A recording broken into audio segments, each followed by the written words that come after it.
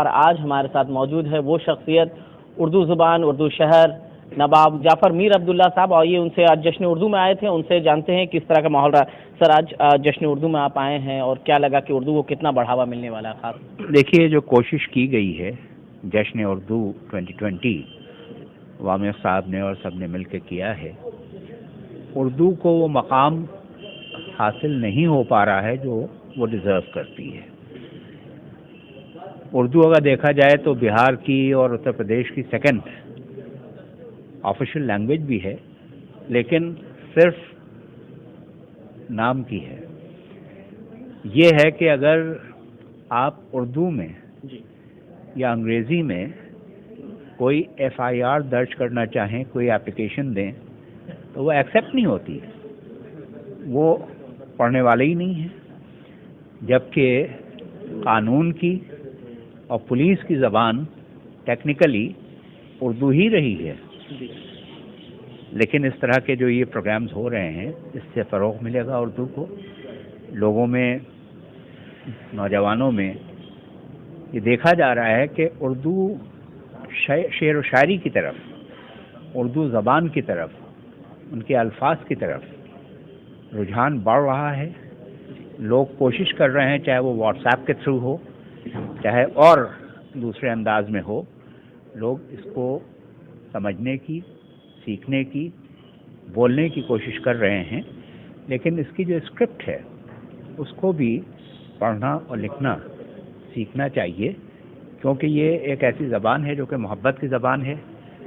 وقت اگر پڑ جائے تو یہ جوش بھی دلاتی ہے.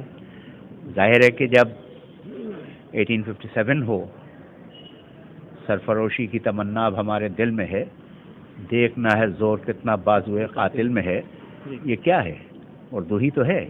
انقلاب زندہ باد اردو ہی تو ہے.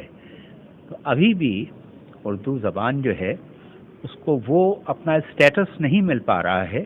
اس کے لیے کوشش کرنا ہے، اور یہ جو کوشش ہو رہی ہے یہ بہت ہی مناسب ہے. وجہ کیا ہے نواب صاحب؟ وجہ کیا ہے کہ آخر معاشرے سے اردو جو ہے تعلیم ہے دھیرے دھیرے لوگوں کے گھر سے نکلتا جا رہا ہے؟ مین وجہ کیا ہے؟ مین وجہ یہ ہے کہ جن کی مادری زبان کہی جاتی ہے اردو، وہی اردو سے بھاگ رہے ہیں.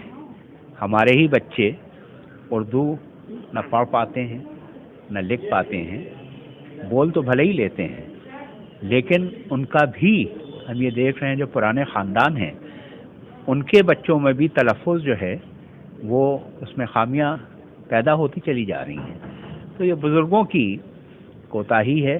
یہ ہم لوگوں کا فرض ہے کہ ہم اپنے بچوں کو ایک تو صحیح تعلیم دیں، تربیت دیں، اپنے گھر میں ان کو اردو پڑھانے کی کوشش کریں اور تنبیہ کریں کہ وہ اردو سیکھیں، پڑھیں، بولیں، لکھیں. اور جس طرح سے اخبارات کی بات ہو رہی تھی، اب ظاہر ہے کہ اردو کے اخبار ہم لوگ منگواتے ہی ہیں، پڑھتے بھی ہیں، بہت شوق سے پڑھتے ہیں، اور اس میں جو مراسلے ہوتے ہیں بہت اچھے ہوتے ہیں. لیکن یہ ہے کہ اس سے تھوڑا پیشنس کی بھی بہت ضرورت ہوتی ہے. ایک چیز جو ہے کہ اردو کے اخبار جو چھپ رہے ہیں ان کی جو پرنٹنگ ہے وہ تھوڑی بہتر ہونے کی ضرورت ہے، کیونکہ آنکھوں پر بڑا زور پڑتا ہے اگر پرنٹنگ صاف نہیں ہے. خیر، زبان تو بے مثل ہے، اور یہ جو کوشش ہو رہی ہے یہ ہونا ہی چاہیے، اور اس سے فائدہ ہی ہوگا. اردو، آخری سوال ہے نواب صاحب، اردو زبان کو مذہبی زبان کہنا کتنا صحیح ہوگا؟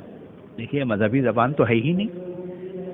ایسا ہے کہ اورنگزیب کے زمانے میں دکن میں جب کمیونیکیشن کی پرابلم آئی، جو سولجرز تھے، جو مغلیہ فوج تھی، اس میں ٹرکس بھی تھے، منگولز بھی تھے، مغلز بھی تھے، پرشینز بھی تھے، انڈینز بھی تھے، افغانز بھی تھے. تو ان کی کوئی کامن لینگویج نہیں تھی. تو ایک ضرورت کے تحت اردو زبان پیدا ہوئی اور یہ لشکری زبان کہلائی. لیکن دھیرے دھیرے اس میں نفاست آنے لگی. جب یہ دلی میں آئی تو یہ وہاں جوان ہوئی، لیکن جب یہ لکھنؤ آئی تو یہاں اس پر شباب آیا، یہ دلہن بنی. اور اس کی جو زیورات ہیں زبان کے، اس کی جو چاشنی ہے، اس کا جو لوچ ہے، اس میں جو طنز و مزاح ہے، اس میں جو پنس ہیں، اس میں جو منظر نگاری ہے، وہ لکھنؤ نے عطا کی. اور خاص طور سے लखनऊ में भी जो बेगमाती ज़बान थी, जो महल में बोली जाती थी, जो मुग़रानियाँ बोलती थीं, तो वो ज़बान जो थी उसमें जो लज़्ज़त चाशनी थी, लोश था, तो वो अब सुनने को कम मिलती है।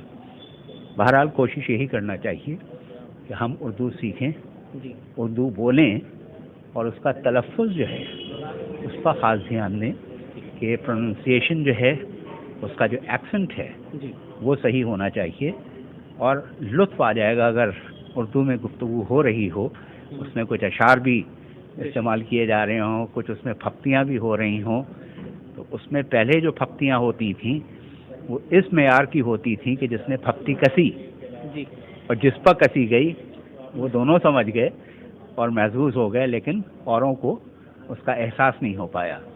तो उसके लिए एक ज़हनी मेयार की भी ज़रूरत है, उसमें वोकैबुलरी की भी ज़रूरत है और उसमें एक अच्छी डेप्थ की बहुत ज़रूरत है। और इंसान जो है उसका एक अच्छा माहौल अगर रहा है, अच्छी सोबत उसने उठाई है, तो उनकी गुफ्तगू जो है बड़ी सलीस होगी और बड़ा लुत्फ़ आएगा।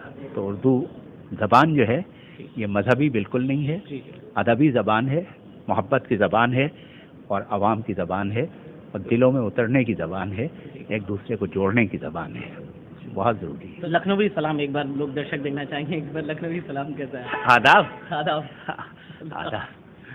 बहुत बहुत शुक्रिया सर। और ये आदाब जो है जी ये नवाब वाजिद अली शाह की ईजाद है। जी ओके, उस ज़माने में मोड ऑफ सैल्यूटेशन जो था, अगर मुसलमान हैं तो उन्होंने कहा अस्सलाम अलैकुम, उनका वालेकुम अस्सलाम। मोड ऑफ सैल्यूटेशन है, लेकिन इससे पता चलता है कि फ़लाँ शख्स किसी ख़ास मज़हब से जुड़ा हुआ है। इनका नमस्कार, जय सिया राम, राधे राधे, ये भी सैल्यूटेशन है। इससे भी पता चलता है कि इंसान जो है किसी ख़ास मज़हब से जुड़ा है। नवाब वाजिद अली शाह ने he gave a secular common code of salutation to the society, और उन्होंने इंसान को मज़हब से जुदा किया और अदब से जोड़ा। अदब यानी रिस्पेक्ट, आदाब उसका प्लूरल है, यानी रिस्पेक्ट इन ऑल फॉर्म्स। तो नवाब वाजिद अली शाह की ये देन है और यूनेस्को ने इसको इतना अप्रिशिएट किया कि इसको इनटैंजिबल हेरिटेज का वर्ल्ड हेरिटेज स्टेटस देने की पेशकश की। ये हमारा लखनवी जो आदाब है। बहुत बहुत शुक्रिया। नवाब साहब ये थे नवाब जाफ़र मीर, और जिन्होंने कहा कि लखनऊ जो आदाब है, किसी जो नवाब वाजिद अली शाह ने जिसका याद किया था, वो किसी अगर हम सलाम करते हैं तो एक मज़हब का, और अगर नमस्ते करते हैं वो भी एक पर्टिकुलर मज़हब का, लेकिन आदाब एक ऐसा चीज़ है जो सबके लिए एक सा महसूस था। आज हमारे साथ थे मीर जाफ़र अब्दुल्ला साहब, जो बता रहे थे बेबाकी से उर्दू जश्न उर्दू में आए हुए थे और कहीं ना कहीं जश्न उर्दू के ज़रिए उर्दू को बढ़ावा मिलने का एक बड़ा अहम किरदार निभाएगी। कैमरा पर्सन सरजीत के साथ में फैसल अहमद, फ्रेंड्स समय न्यूज़, लखनऊ।